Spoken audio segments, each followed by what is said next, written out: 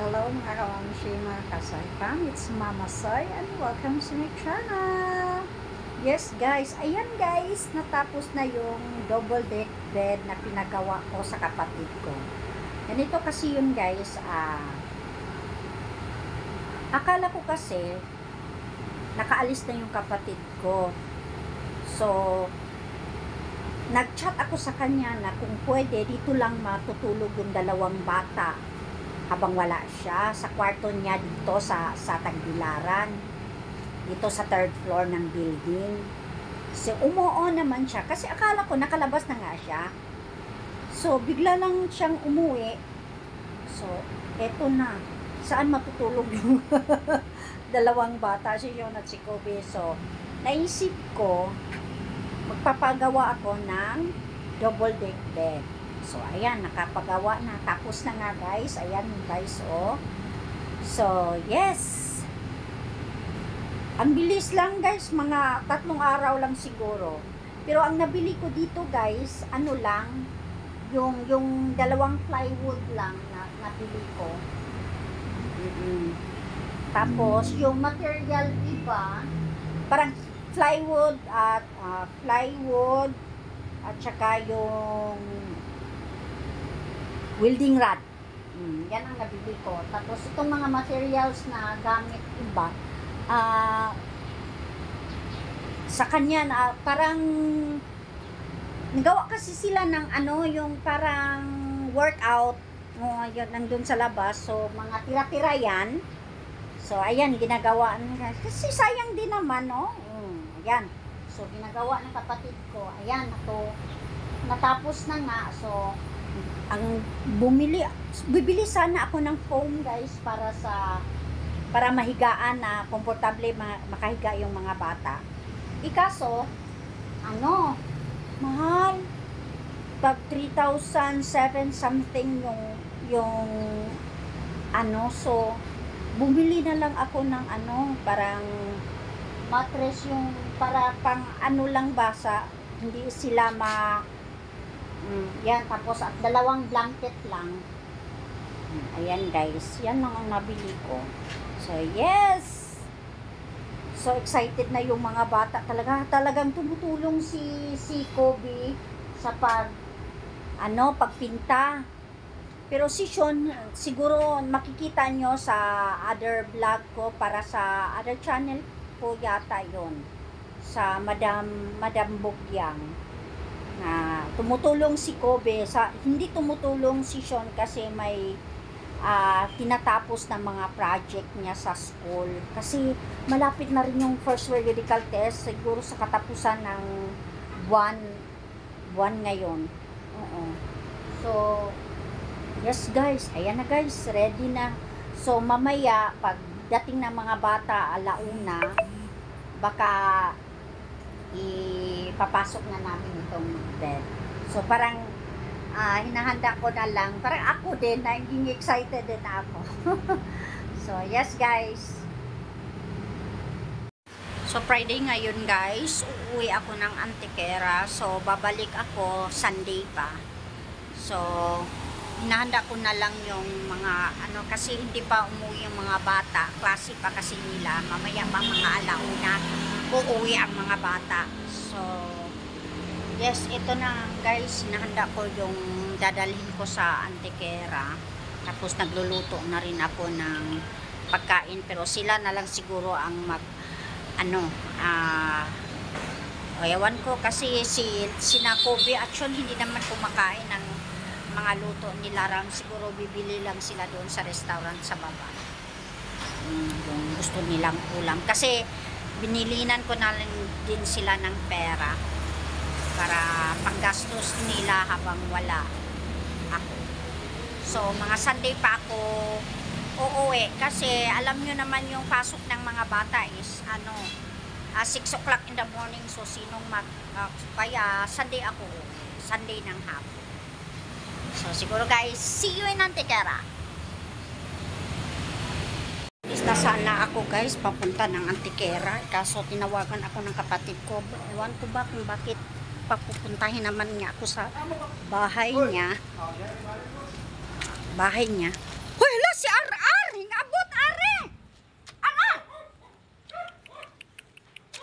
Naog! Hala! Si Araga yung gawas! Gawas!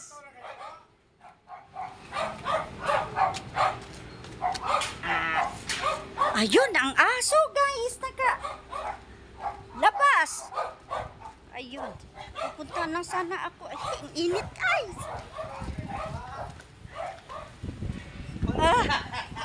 Mantul ka na wala na giring, hinaog na giring. Hinaog na giring. So, yes guys, papunta na sana ako uwi. Kaya init. Tinawagan ako papuntahin daw ako sa bahay. Yan ang init guys.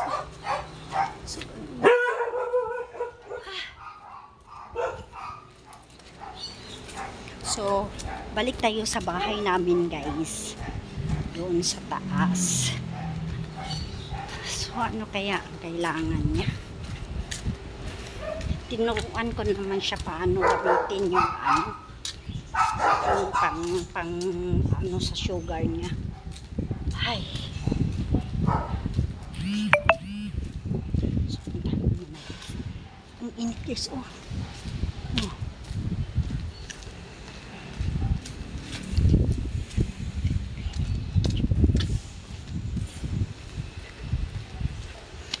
Dun sa taas guys, dun yung bahay ni na Dalmalerio at saka Aris Umintado.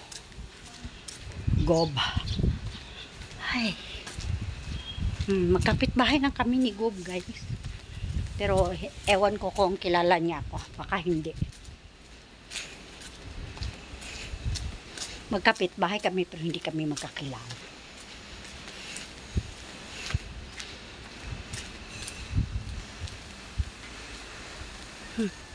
So, dito yung lupa ko guys, na may dyan, sana ako magtatayo ng bahay. Pag magkapera ako, tatayo ako ng bahay. Dyan, para sa amin. Ay. So, nandito na ako guys. Seng! Seng! Saman! Padung nung tako mo. Ulig, antikira. Ito ho yung loob ng bahay namin guys. Actually, ito yung kusina namin noon. Oh. Kita nyo yan. Oh.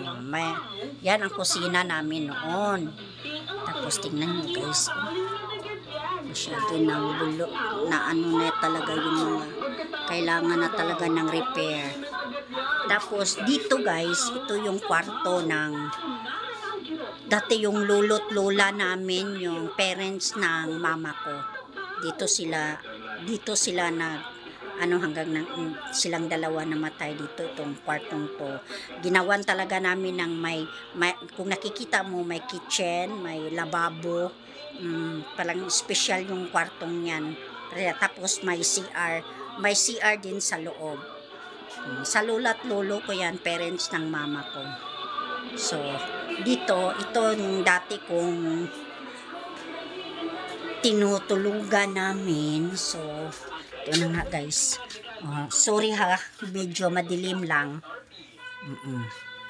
Ito, kwarto. Tapos, parang gusto ko rin dito, no? Parang maging malapit lang ako sa kapatid ko.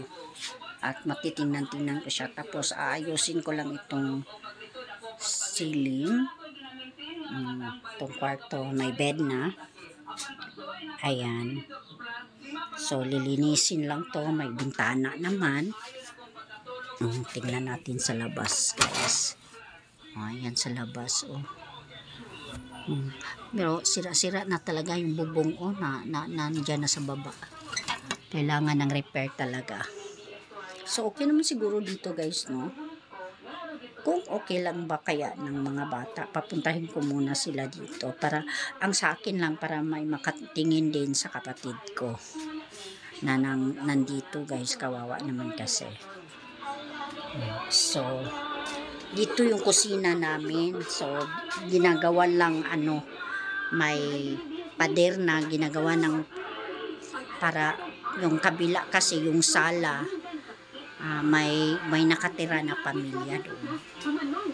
So dito yung kapatid ko, yung nakikita yung yung na hospital.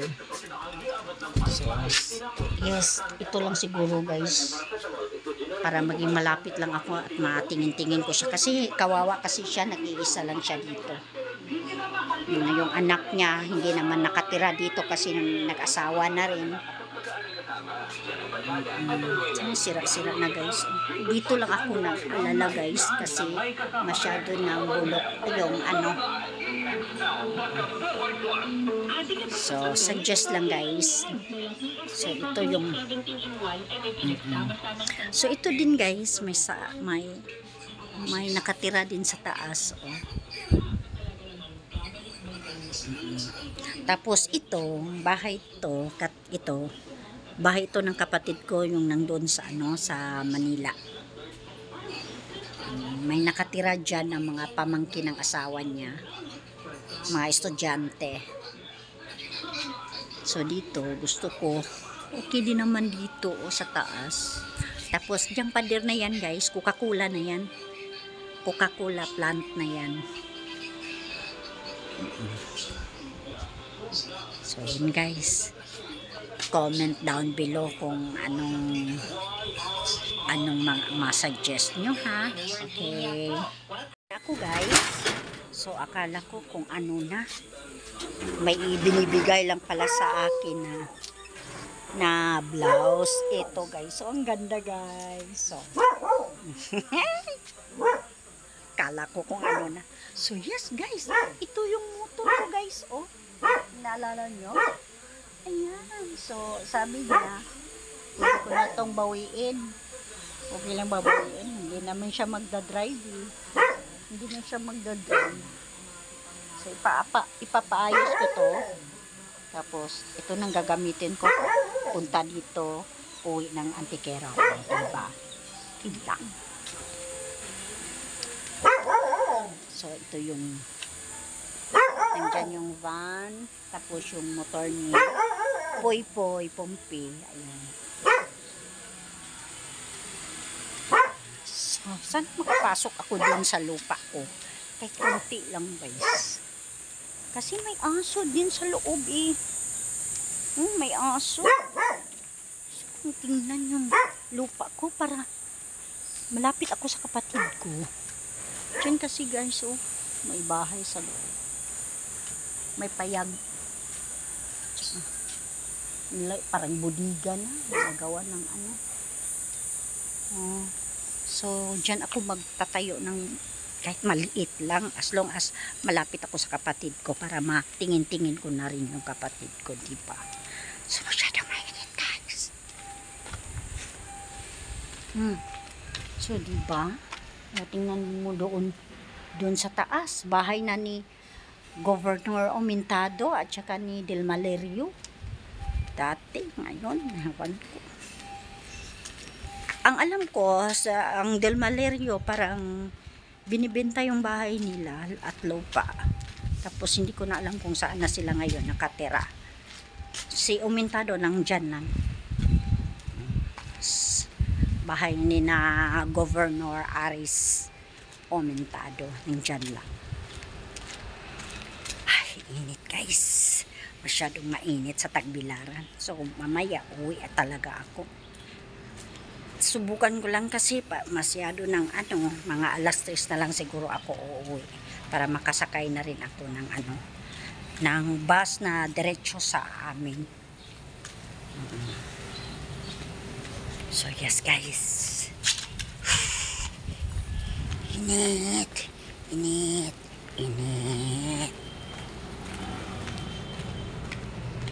So, see you na lang in Antiquera, guys. Another Greenwich day. So, buti na lang guys, hindi ako nakapunta ng Antiquera, hindi ako nakauwi. Kasi, sabi ni Kobe, may PTA meeting bukas, 8 o'clock. So, buti na lang guys, hindi talaga ako nakaalis. Nakaalis ako, walang mag-meeting bukas. Ayan na naman si Kobe. Of course, yung order niya, favorite sa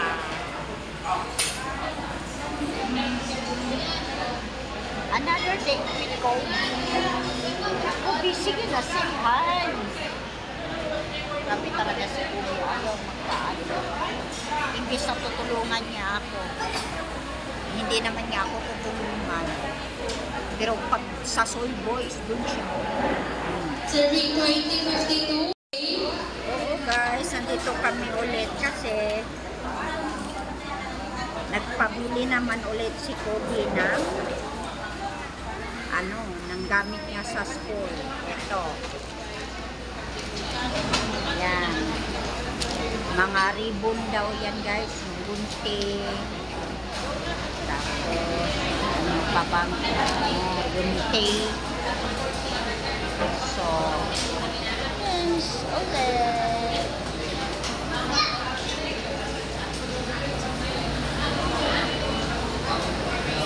Ito yung in-order ko guys, oh.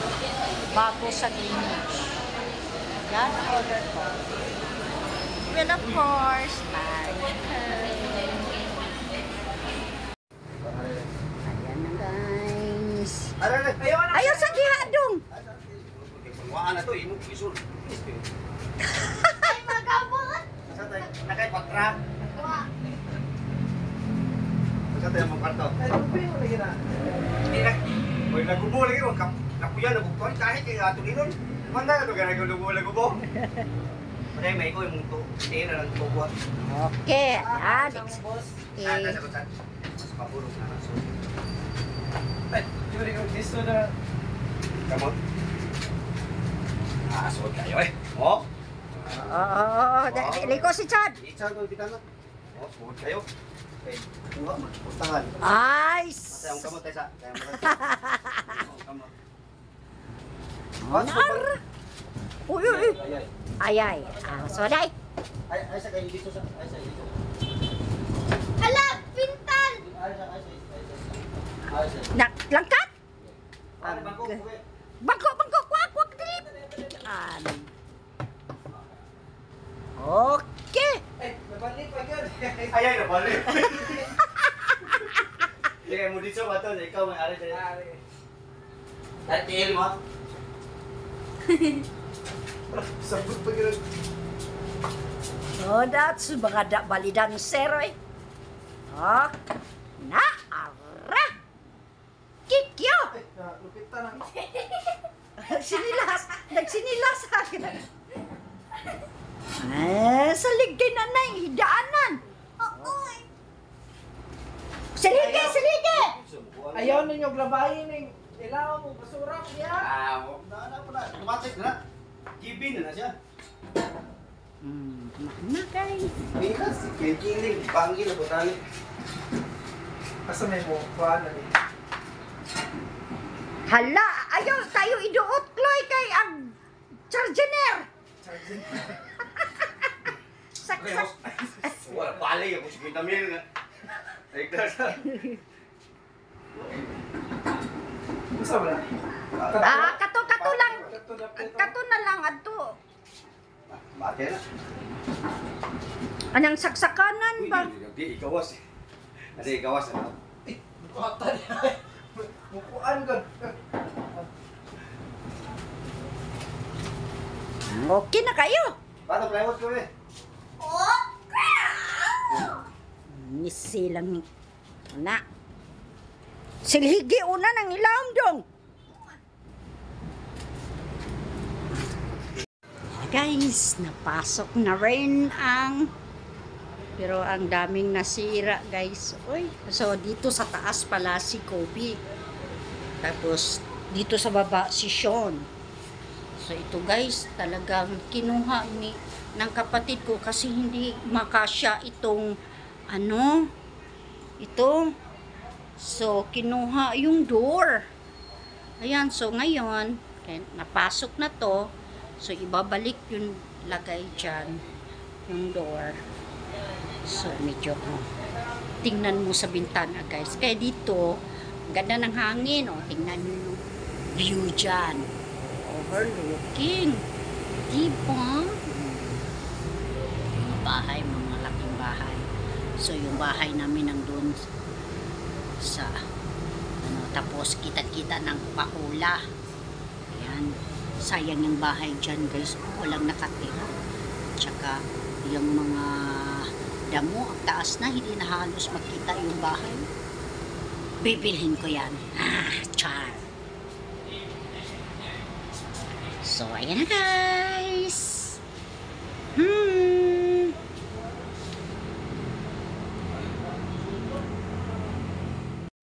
So, yan na guys. Pwede na matulog dyan. Sina Kobe sa taas, tapos sa baba si Sean. Finish na. May higaan na sila.